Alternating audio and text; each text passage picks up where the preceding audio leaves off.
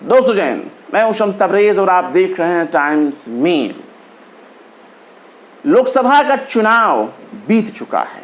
EVM में 140 करोड़ मतदाताओं के भविष्य का फैसला कैद हो चुका है। अब अगले दिन इस रात से पर्दा उठेगा कि कौन जीता कौन हारा, लेकिन उससे पहले ही टीवी पर मुर्गा लड़ाने की जंग तेज हो चुकी है। और मुर्गा लड़ाने की इस खेल में जो एग्जिट पोल जिसे कहा जा रहा है, उसकी हकीकत क्या है, कैसे है, ये किसी से छुपी नहीं है। अगर सब कुछ के मायने एग्जिट पोल ही हैं और सब कुछ के मायने एग्जिट पोल में दिखाए गए आंकड़े ही हैं, तो ऐसे बहुत से रिकॉर्ड रहे हैं जब एग्जिट पोल गलत साबित हुआ।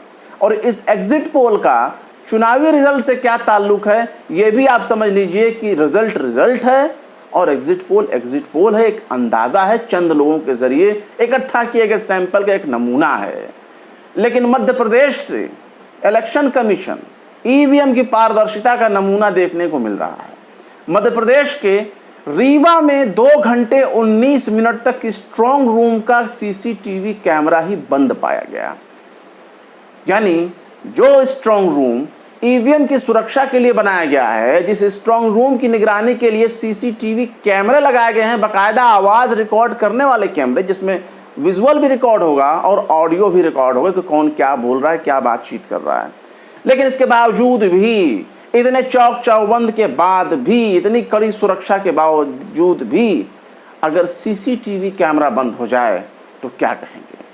कांग्रेस वाले इल्जाम लगा रहे हैं कि जिन विधानसभा क्षेत्रों में ज्यादा उनके पक्ष में वोट पड़ी है, उसी इलाके से जुड़े स्ट्रांग रूम में रखे गए ईवीएम का सीसीटीवी कैमरा ही क्यों बंद पाया गया। इसके बाद इलेक्शन कमीशन से बकायदा रीवा के कांग्रेस प्रत्याशी ने शिकायत दर्ज कराई है। और ऐसे में यह भी सवाल उठता है कि अब ईवीएम की सुरक्षा आखिर कैसे की जाएगी। सीसीटीवी कैमरे के जरिए निगरानी की जाती है और ईवीएम स्ट्रांग रूम की निगरानी के लिए ही सीसीटीवी कैमरा लगाया जाता है। वहां अंदर कोई जा नहीं सकता। जो कुछ भी होना था वो हो चुका। इलेक्शन कमीशन अब इसकी तमाम जिम्मेदारियां लेता है कि वो सुरक्षा करवा रहा है। इसके बावजूद भी सीसीटीवी कैमरा अगर बंद होता है तो आखिर सवाल तो उठेंगे। कांग्रेस प्रत्याशी भी इसको लेकर जमकर सवाल उठा रहे हैं। और हाल फिलहाल की जो घटनाएं सामने आई हैं, स्ट्रांग रूम में लगे बंद कैमरे की वजह से कई बार हंगामा देखने को मिल चुका है। लेकिन 2 घंटे 19 मिनट तक आखिर सीसीटीवी कैमरा कौन सा गुल खिला रहा था, इस बारे में आप एनडीटीवी की इस खबर को देखिए। एनडीटीवी लिखता है, यहां 2 घंटे 19 मिनट के लिए बंद मिले स्ट्रांग रूम में लगे कैमरे, कांग्रेस ने ईवीएम से छेड़छाड़ का लगाया आरोप। इस खबर में बताया गया है कि मध्य प्रदेश से रीवा के कांग्रेस पार्टी के प्रत्याशी नीलम मिश्रा और विधायक अभय मिश्रा ने इल्जाम लगाया है कि जिन 3 विधानसभा में सिमरिया, सिरमौर, त्योथर में उनको ज्यादा वोट मिले थे, इसी इलाके की लाइटें क्यों बंद हुई, वो भी पूरे 2 घंटे 19 मिनट तक। अब इस मामले में उन्होंने इलेक्शन कमीशन से शिकायत कर दी है। पर मामला सिर्फ मध्य प्रदेश के रीवा या दूसरे इलाकों से नहीं है। मामला यहां विश्वास से है, यकीन से है कि जनता आखिर मशीनों पर विश्वास कैसे करे, इलेक्शन कमीशन पर विश्वास कैसे करे और बंद हो चुके कैमरों पर विश्वास कितना करे। उत्तर प्रदेश के जौनपुर में भी अभी हाल फिलहाल में ही घटना सामने आई थी, जहां ईवीएम से भरा ट्रक रात के अंधेरे में स्ट्रांग रूम के पास जाकर खड़ा हो गया। इसके बाद वहां मौजूद सपा के कार्यकर्ताओं और प्रत्याशी ने जमकर हंगामा किया। उन लोगों ने यहां तक आरोप लगाया कि स्ट्रांग रूम के बाहर ईवीएम से भरी एक मिनी ट्रक आकर खड़ी हो गई और जब पूछताछ का सिलसिला शुरू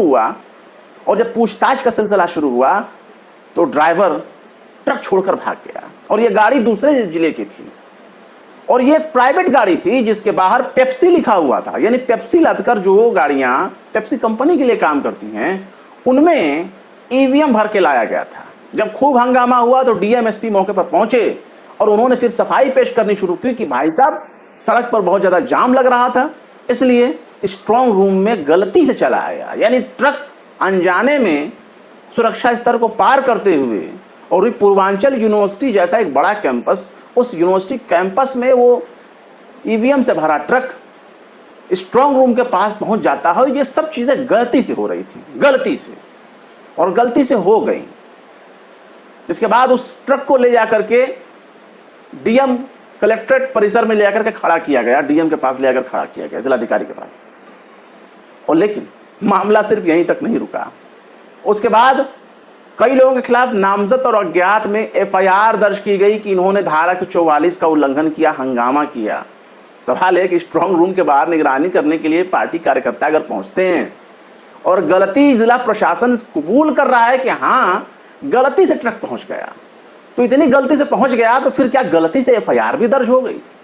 पर मामला मध्य प्रदेश का रीवा या उत्तर प्रदेश का जौनपुर ही नहीं है, मामला महाराष्ट्र से भी जुड़ा है।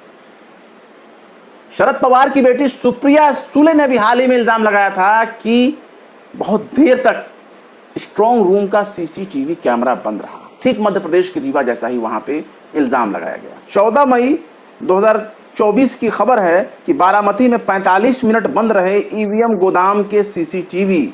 सुप्रिया सुले के गंभीर आरोपों के बाद गरमाई महाराष्ट्र की सियासत कि स्ट्रांग रूम का सीसीटीवी कैमरा 45 मिनट तक बंद था। ये 14 मई की खबर है, नवभारत टाइम्स की खबर है बाकायदा। पर मामला सिर्फ यही नहीं है। 1 जून 2024 को यानी 1 तारीख जिस दिन अंतिम चरण का मतदान चल रहा था, पश्चिम बंगाल में बाकायदा वोटिंग मशीन और वीवीपैट को उठा करके जो भीड़ थी उसने फेंक दिया तालाब में। गुस्साई भीड़ ईवीएम पर यकीन नहीं करना चाहती थी और उसने उठाकर उसे तालाब में फेंक दिया।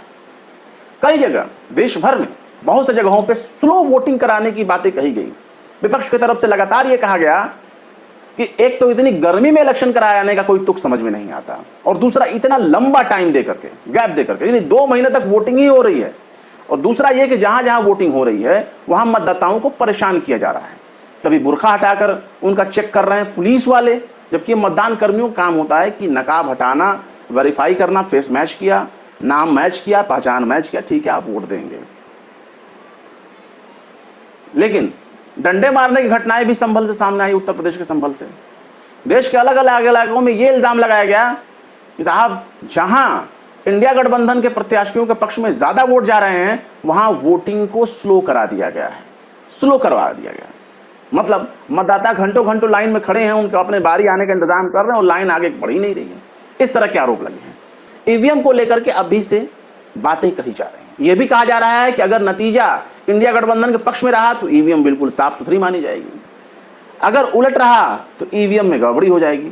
विपक्ष भी मजबूती के साथ ईवीएम को लेकर के दावा ढंग से नहीं कर पा रहा है। यहां तक कि कांग्रेस ने जो मैनिफेस्टो अपना जारी किया उसमें भी उसने इस चीज को नहीं लिखा कि अगर उनकी सरकार आती है तो पूरा इलेक्शन बैलेट पेपर पर कराया जाएगा। इसकी भी उन्होंने गारंटी नहीं दी, बल्कि वीवीपैट की काउंटिंग कराने की गारंटी दी। इसका मतलब तो यही है कि ईवीएम बस एक चुनावी मुद्दा है। अगर जीते तो ईवीएम ठीक, वरना हार गए तो इसका सारा ठीकरा बेचारी ईवीएम पर फोड़ दिया जाएगा। मैं ये नहीं कहता कि विपक्ष के आरोप बिल्कुल गलत हैं, लेकिन इस 10 साल के दौरान कई ऐसे मौके मिले जब विपक्ष चाहता तो ईवीएम को लेकर के एक बड़ा जन आंदोलन कर सकता था, एक सड़क पर उतर करके बहुत बड़ी मुहिम चला सकता था ईवीएम के खिलाफ। याद रखिए, कोर्ट कचहरी से, चुनाव आयोग से कोई बहुत बड़ा आंदोलन नहीं होता, बदलाव परिवर्तन नहीं होता। बदलाव के लिए सड़क पर उतर करके प्रोटेस्ट करना पड़ता है, आंदोलन करना पड़ता है, मुहिम चलाना पड़ता है, तब जाकर के कुछ बदलाव होता है। यही विपक्ष में अगर बीजेपी बैठी होती तो अब तक चूल्हे हिला चुकी होती। इसलिए इंडिया गठबंधन के तमाम लोगों को सोचना होगा कि अगर हार गए तो इसका ठीकरा किस पर फोड़ेंगे, और अभी से यह तय कर लीजिए कि हारे तो ईवीएम खराब, जीत गए तो बिल्कुल ठीक। फिलहाल क्या कहेंगे इस खबर के बारे में कमेंट बॉक्स में जरूर बताएं। फिर मिलते हैं किसी और वीडियो में एक नई खबर के साथ। शम्स तबरेज को दीजिए इजाजत। जय हिंद। अगर अभी तक आपने हमारे चैनल टाइम्स मेल को सब्सक्राइब नहीं किया है तो जल्दी से सब्सक्राइब कर दें और बेल आइकन भी प्रेस कर दें।